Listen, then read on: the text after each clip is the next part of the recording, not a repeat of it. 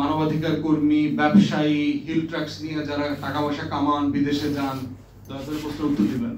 আমরা কোন দেশ থেকে আইসা এই দেশ দখল করছি? আমার বাপ দাদা তো এখানে 1000 বছর ধরে থাকে, 10,000 বছরের উপরে আমার হিস্ট্রি আছে এখানে। তাহলে আমি কিভাবে মানে আদিবাসীর আলোচনাতে আমি প্রাসঙ্গিক? আমি তো অন্য কোনো দেশ থেকে আসি নাই। এই বদ্বীপের আদিবাসী তো আমরা, এই আমাদের মতো মানুষগুলো, এই রাখাইনের মানুষ, এই পশ্চিম বাংলার মানুষ, আমরা তো এই বদ্বীপের অঞ্চলের আদিবাসী।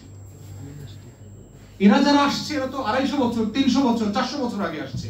রেফিউজি, এদের তো কৃতজ্ঞ থাকার কথা যে আমরা রাষ্ট্র আকারে তাকে এখানে পার্মানেন্টলি থাকার সুযোগ দিচ্ছি। এটা বলছে না যে আপনি এখনো রেফিউজি, বাট আপনি তো রেফিউজি আকারে আসছেন এখানে, আপনি তো উদ্বাস্তু আকারে এই দেশে আসছেন, আপনি থাকবেন এখানে, অধিকার নিয়ে থাকেন, কোনো সমস্যা নাই। কিন্তু আপনি কিভাবে আদিবাসী হন? কি উদ্ভট একটা চিন্তা, মানে উদ্বাস্তুরা আদিবাসী হয়ে গেছে কারণ তারা জঙ্গলের ভিতরে থাকে, কারণ তারা পাহাড়ে থাকে। আরে পাহাড়ে তো দেশের অনেক অঞ্চলের মানুষ থাকে, পাহাড়ে থাকলে কি উদ্বাস্তু হয় নাকি? পাহাড়ে থাকলে কি আদিবাসী হয় নাকি? রোহিঙ্গারাও তো পাহাড় কেটে থাকতেছে এখন। অতএব মানে কি 200 বছর পর রোহিঙ্গারা দাবি করবে তারা হিল ট্রাক্সের ওই কক্সবাজারের প্রত্যেকটা পাহাড়ে পাহাড়ে তারা আদিবাসী, তারা এই অঞ্চলকে আলাদা করে দিতে হবে রোহিঙ্গাদেরকে? অতএব আদিবাসী এবং অরিজিনাল জনগোষ্ঠীর যে লড়াই এবং তর্কটা, এইটা বাংলাদেশ রাষ্ট্র সাপেক্ষে যায় না। বাংলাদেশে কোনো আদিবাসী নাই, থাকলে সেটা বাঙালিরা। অতএব এই তর্কটা আমাদেরকে সবচেয়ে খুব পরিষ্কার হতে হবে। এই তর্কের বাইরে যা আছে সব হলো বাটপারি আলাপ।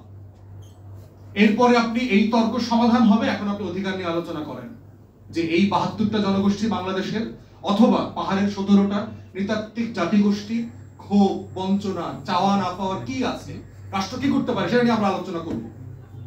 কিন্তু আগে আমার সীমান্তের আলোচনা সেটেল হতে হবে। দেশে কোনো আদিবাসী নাই, আমরা আদিবাসী। বাংলাদেশ রাষ্ট্র স্বাধীনতা সার্বভৌমত্বের উপরে কারো কোনো অধিকার স্বীকার করে না। অতএব 2007 এর দেখেন আপনার এই যে indigenous community, protection of the indigenous কমিউনিটির ব্যাপারে একটা কনভেনশন হয়েছে জাতিসংঘের। 4টা দেশ সাইন করে নাই, অপোজ করেছে জাতিসংঘের সভায়। কারা কারা জানেন? যে আদিবাসীদেরকে স্বীকার করে নেয়া জাতিসংঘের যে কনভেনশন, 4টা দেশ এটা অপোজ করেছে। তার ভিতরে আমেরিকা 1 নম্বর, ইংল্যান্ড, কানাডা, অস্ট্রেলিয়া, নিউজিল্যান্ড। যারা আমাদেরকে আইসা বলে যে পার্বত্য চট্টগ্রামের লোকদেরকে আদিবাসী হিসেবে স্বীকৃতি দিতে হবে, তাহলে ওরা কেন স্বীকার করতেছে না? কারণ ওরা জানে ওর রাষ্ট্রটা হলো চুরি করা রাষ্ট্র, ওর রাষ্ট্রটা হলো দখল করা রাষ্ট্র, ওর রাষ্ট্রটা হলো ইউরোপ থেকে গিয়ে বিভিন্ন দেশ থেকে কোটি কোটি আদিবাসী জনগোষ্ঠীকে হত্যা করে সে দেশ দখল করেছে, দেশ বানিয়েছে। এই জন্য সেটা সাইন করে নাই, এখনো করে নাই এটা। তাহলে তারা আমার দেশে এসে এখানকার আদিবাসী জনগোষ্ঠীকে, এখানকার ভূমিপুত্রকে বলছে যে তোমরা ওদেরকে আদিবাসী হিসেবে স্বীকৃতি দাও।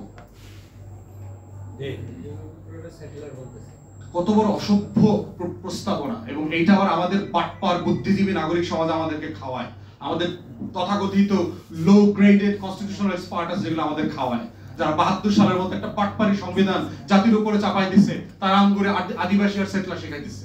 ঠিক সঠিক সঠিক। তাহলে আমাদের কথা হচ্ছে যে আমরা নাগরিক অধিকারের পক্ষের মানুষ। সীমান্তের সেটেলমেন্ট সমাধান করে এই রাষ্ট্র আমার। একই সমস্যাটা করেছে এর আগের ছোট ভাই বলছেন যে ফেনী নদীর পানি নিয়ে। এখানে একটা গুরুত্বপূর্ণ ভয়ঙ্কর কাজ ভারত করে, মানে আওয়ামী লীগ করে দিয়ে গেছে। সম্ভবত বীরেশ্বরাইতে, সিদ্দিক ভাই জানেন কিনা, ভারতকে 1000 না যেন 1500 একরের একটা এক্সক্লুসিভ ইকোনমিক জোন দিয়েছে। 1500 একরের ফেনী নদী এবং বঙ্গোপসাগর মুখী। বাংলাদেশে প্রায় 100-র মতো এক্সক্লুসিভ জোন আছে, ইকোনমিক অর্থনৈতিক জোন আছে, পৃথিবীতে এটা করে। কোন রাষ্ট্রকে এককভাবে দেওয়া হয় না এটা। এবং আপনি কোথায় দিয়েছেন? সেটা দিয়েছেন ফেনী নদীর ওই পারে বঙ্গোপসাগরের মুখে। তাহলে যদি ফেনী নদীর ব্রিজটা ভেঙে দেয়, তাহলে কিন্তু পার্বত্য চট্টগ্রাম এবং চট্টগ্রাম বিভাগ কিন্তু বাংলাদেশ থেকে আলাদা হয়ে যাবে।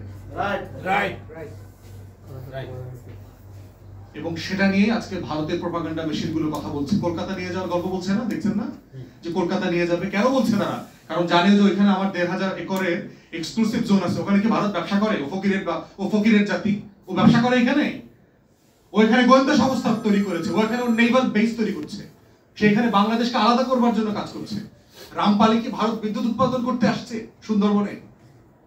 এই ধরনের মানে রাষ্ট্র বিক্রির যে প্রকল্প আওয়ামী ফ্যাসিবাদীরা